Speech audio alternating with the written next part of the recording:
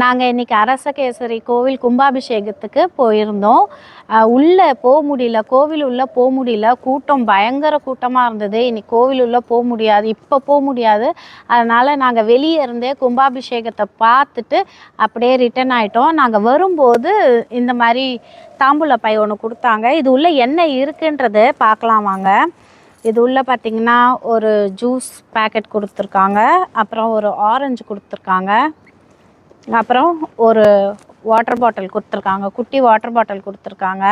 இது முன்னாடியே கொடுத்துருந்தாங்கன்னா அங்கே உட்காந்துருந்த நேரத்துக்கெல்லாம் நிறைய பேருக்கு இது யூஸ்ஃபுல்லாக இருந்திருக்கும். ஆனால் ரிட்டன் வரும்போது கொடுத்தாங்க. யூஸ்வலாக வாழை இலையில் சாப்பாடு போடுவாங்க இல்லையா கும்பாபிஷேகம் முடிஞ்சால். ஆனால் இங்கே இது மாதிரி நமக்கு பேக்கெட்டில் கொடுத்துட்டாங்க. அதுவும் வெளியே வரும்போது கொடுத்தாங்க.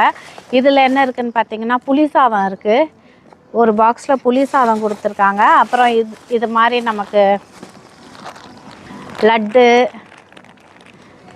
லட்டு, பூந்தி, ஸ்வீட்டு, மைசூர் பாக்கு, லட்டு அப்படின்ட்டு இதுக்குள்ளே நிறைய ஐட்டம் வச்சு கொடுத்துருக்காங்க. ஸோ இதெல்லாம் தான் நமக்கு நானும் என் ஹஸ்பண்டும் போயிருந்தோம்.